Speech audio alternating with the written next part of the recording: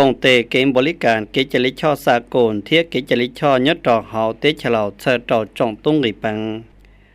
กงจงกอมเบจอลูเกกงเตเกมบริการจอดอพระเกจลิช่อหลอนเดบริษัทฝึงเสียวหลงจังกับผู้เดียวเทียมบริษัทอยู่นามเทียงไวเทียงหัวมอเกชลันเดพระเกจลิช่อเตาขีสักขาหัวมอเกชิชลาเกจลิช่อจุดอเฮาเตฉลาววยมกงสือตั้งจู่ยอดรอมได้รอนาคำเมืองสิโคตะบงเฮาตัวจังเวียนจานกงจงเกกอมเบจอลูเกชินเชียงหายจอดเกกงเตนได้พักกิจลิช่อลีตองฮาลานอจาเชยอดรนุติกอบพระลุตรลีจงออเซียนหนังเกาจียอดรเฮาตัวจังเวียนจานวยจาเชยอดรได้เจตอคัวดอนจำพะเลกวยตัวกงยอดรรอหนอมวยหมอนใส่เล่ามวยชงเลขาคณะบริหารงานปังจืนราตุ้นใส่หลัวเยจงปฏิวัติลาวมวยคำเพลงวิลพานเธอกรรมธิการเกจลิชอนได้สัพพายแห่งทราบรอเราจงตุลาล้วนได้เตเฉยชัวหัวต้องรีปังยอดรอเฮาเตเฉลาเทียจะมอฟังชัวเสด็จตัวกงยอดรอรอนอต่อกันแต่ละยามอนใส่เล่ามวยชงเลขาคณะบริหารงานตุ้นใส่หลัวเยจงปฏิวัติลาวกุเต่าหล่อม่วนหลูปอมื้อนี้ข้าพเจ้าสุดที่รู้สึกดีอกดีใจที่ได้รับเกียรติเสื้อเสริญเข้าร่วมพิธีเปิดตัวบริษัทร่วมมือระหว่างบริษัทเพิ่งเซียวหลงและบริษัทเทียนไวเทียนการร่วมตัวกันของสองบริษัทครั้งนี้และอีกจุดหนึ่งแม้นเพื่อเป็นการสร้างกลไกอำนวยความสะดวกให้แก่นักธุรกิจต่างประเทศก็คือนักธุรกิจสปจีนที่มาดำเนินธุรกิจอยู่สปป.ลาวและอีกในด้านหนึ่งการร่วมมือกันการเปิดตัวบริษัทดังกล่าวนี้อันนี้ก็เป็นการเสริมขยายสายผัวพันแบบพิเศษการร่วมมือแบบพิเศษมิตรภาพฉะนั้นบรรดาท่านบรรดาแขกที่มีเกียรติอันนี้มันเป็นความจำเป็นภาวะวิสัยที่จะต้องได้มีการเปิดตัวบริษัทให้คำปรึกษาทางด้านกฎหมายนี้ขึ้นอันที่2ก็เป็นเฮ็ดหน้าที่ให้ความรู้ให้คำปรึกษาทางด้านกฎหมายให้แก่นักธุรกิจต่างประเทศที่มาดำเนินธุรกิจอยู่สปป.ลาวตันดาเยอคำเพลงวิลพานเธอกรรมธิการเกจลิชอนได้สัพพายแห่งทราบหลอกกุเต่าหล่อมอหลูปอยดเราจิซื้อก่อนเบจอหลูหลอนเดอร์บริษัทฝึงเซียวหลงเทียบริษัทอยู่นานเทียงไวเทียงเพื่ออำนวยความสะดวกแก่การส่งเสริมการลงทุนของสองประเทศของเรารัฐบาลลาวได้มีความพยายามสร้างปรับปรุงบูรณาบรรดากฎหมายนับตั้งแต่รัฐธรรมนูญหาก็ปรับปรุงบางบัญชีประกาศใส่ไปใหม่ปรับปรุง2025นี่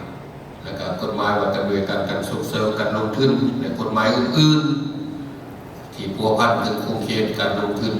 เพื่อสร้างเงื่อนไขความสะดวกแก่นักลงทุนมีการลงทุนแบบยืนยงเป็นสีเขียวเป็นมิตรกับสิ่งแวดล้อมยดกงจงรอนอเยอฝึงเสี่ยวหลงเทิงบริษัทเดิมบริษัทฝึงเสี่ยวหลงจังกับ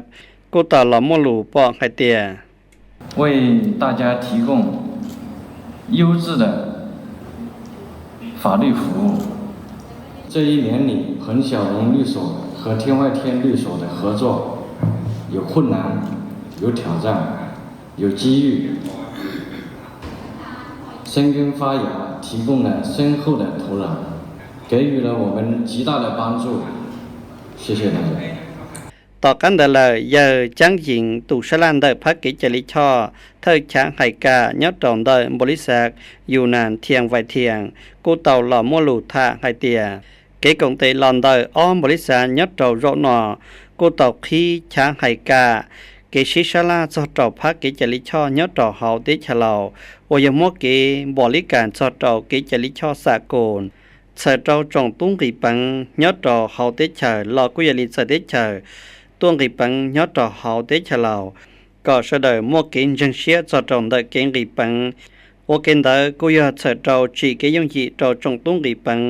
ก็ตุ้งกีปังรอเฮาติฉลาวชุนหุ่นต่อตัววิปตเตียนินุตัชินาเตเชชัวยาอิลุเตเชอวมจงตุลันลัวตุ้งกีปังยอดรอเฮาติฉลาวจงจูตัว ยาลีเสดเราก็หมดตาลีเกจลิช่อยอดต่อเฮาเตชะลาวอีกขอชื่อสังกุยองให้จอดเราเกจลิช่อเชิดชงจอดเราเก่งริปังเทียกะเกหมูหล่อเก่งริปังเสดเราอุลิจาก็เกลาเกลัวหมู่เต่ายาอัวมกเกยงยีชิจอจวดเต็นดงตอเกสิเตขอเชยาลินเดออลุมบริษัทอัวมกเกกงเตยอดเราเรานอกุยเสดเราหายจินจังจอดเราเกมกเกชิชาลาจอดเราพักเกจลิช่อเกมบริการจอดเราเกจลิช่อเกวลาอลัวยอดเราเฮาเตชะลาวก็ตอหมู่ตาลีเกจลิช่อดอตเกลาลวนได้อลุมบริษัทละก็หมู่เต่าตาลีลูกหอบเพียกว่าเต่าตังเจว่าเกณฑ์ได้กุยเชิดชงจอดเราเกณฑ์ริปังเกสิเตขอเชยอดเราเฮาเตชะลาวโอลิจาก็สุนูยงรูๆมงละยาตอนเด从成立至今呢，跳田律师事务所秉承以客户至上、以客户服务为中心这么一个理念。我们这个以专业为力所之本，从原来一个小所在昆明本地，成长到现在呢，已经拥有这个501人的这个那么一个人员，而且有26个专业团队